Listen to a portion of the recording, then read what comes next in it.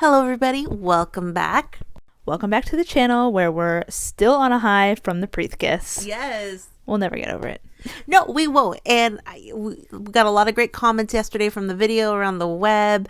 One of my favorite comments we got on our video was, "You're welcome, Preath." Kristen's famous line. Oh, we all remember that. We were very, very welcome. But we're still on a high from that. And that actually kind of inspired this video today a little bit because it made me think about something. And yeah, as you can see from the title, we're going to talk about Kelley O'Hara. We're going to talk about something else in a second. But I just thought about something. So as we talked about yesterday, we didn't talk about Kelley O'Hara's retirement celebration at Gotham just because but we should have. because we mostly focused on about Christen and Tobin.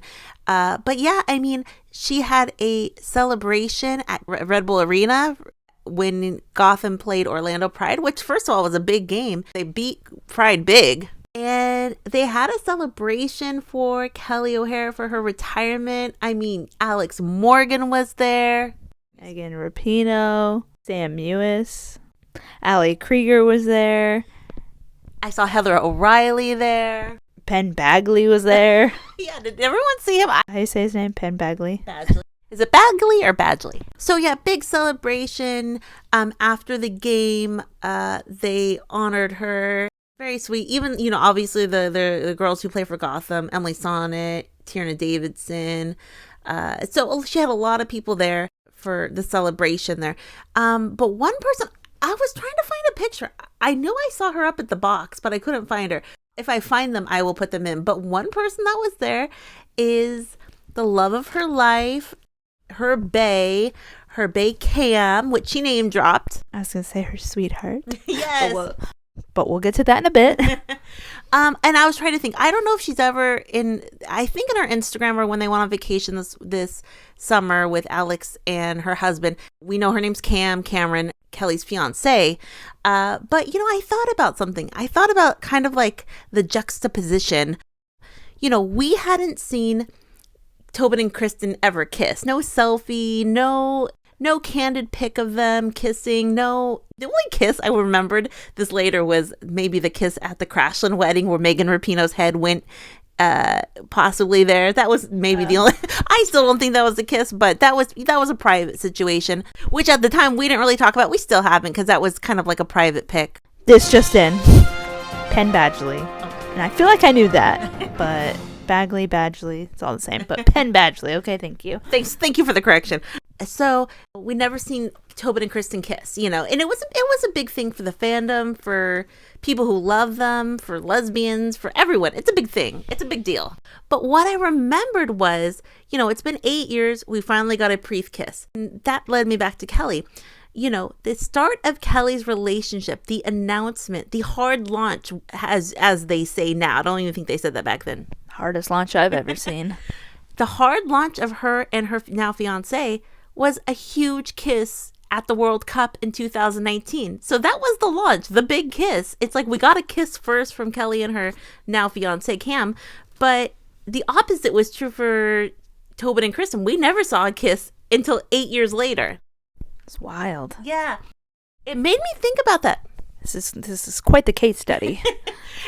Obviously it's different. Tobin and Christen played on the same team for many years, and they were more of like a business. It was like a business thing. It was more of a private thing because they did play on the same team. So it was different than Kelley and her fiance now, because her fiance is like a private citizen, not on a team. But I did think it was funny that we, thinking about people who've kissed, out the box we saw Kelley and her fiance kiss. Yeah, but like she said, it wasn't something she was hiding. She just didn't really share that with the public. And I just rewatched an interview. She goes, she wasn't planning that. That wasn't an idea of her coming out at the time. Looking back, maybe she can see, oh yeah, that definitely was something really big, but it was she said very organic, and she didn't think of it as her coming out.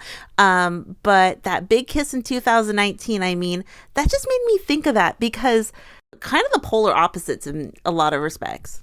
quite the contrast. Yeah, exactly.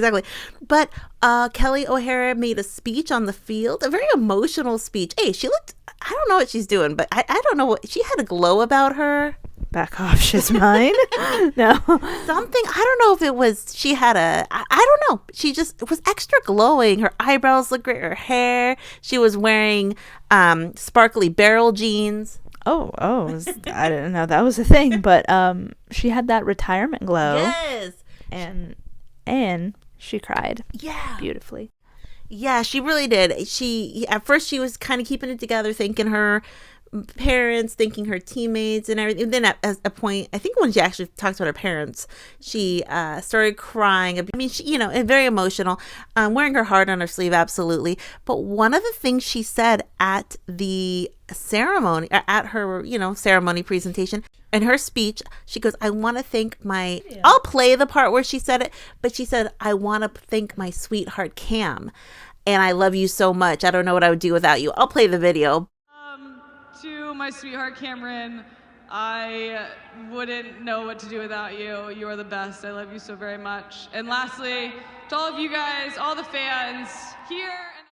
But I just thought that was so sweet. And obviously they're fiancés, so of course it's, and she's public with her. But I just thought that was so sweet, and my sweetheart, and I just loved it. It was beautiful. Yeah. I loved it. Yeah.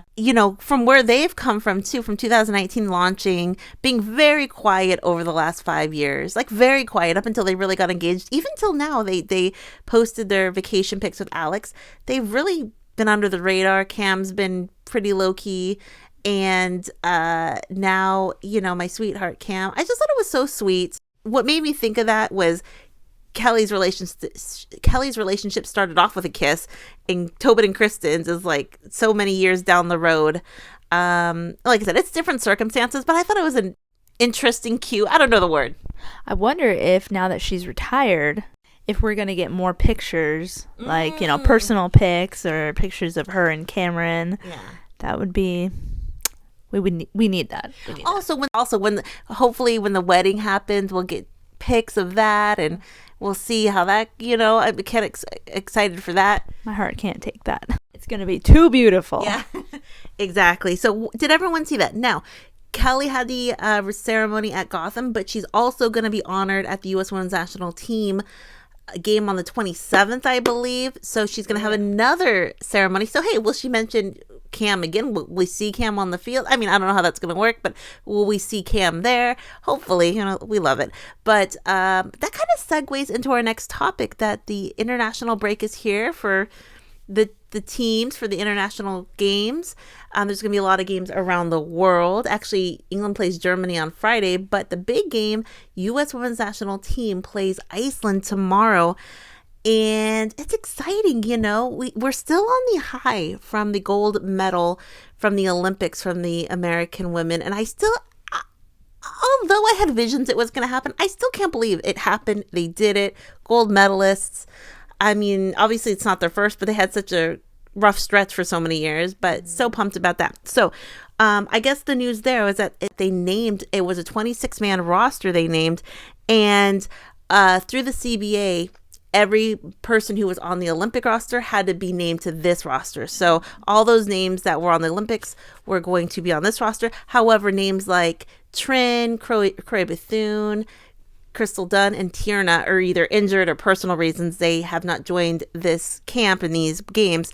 But other than that, everyone's there and exciting. And also, we have some fresh faces on this roster, that I've never gotten a call up. One of those names is our girl from Gotham, who we're so pumped to see, Yazmeen Ryan, who has been killing it this season. Yes.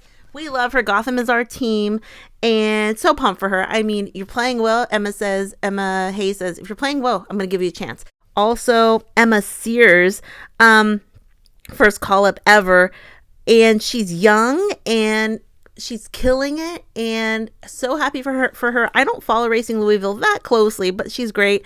I didn't realize this. She's 5'9", and so a lot of times United States, sometimes they go against taller teams. Like the German team looks very tall. Yeah. But happy for her. Always love to see fresh faces Fresh faces. That's a tongue twister. Yeah, I know. Love seeing fresh faces, though, coming in to the squad. And then also Alyssa Malonson. I looked at her name and then I wrote it phonetically and I'm still getting it wrong. She's from Bay FC, and Bay FC, I mean, their turnaround too this year. Alyssa Malonson. So excited for the players who have never been called up. Then we see players that haven't been called in a while. Someone like a Hailie Mace has not been called since 2022. You know, maybe she had a run. She didn't think she had what they needed, but then she's been playing so well. Emma says, no, I need you. So first call up for her since 2022. Also someone like Alyssa Thomson. Obviously, she went to the World Cup.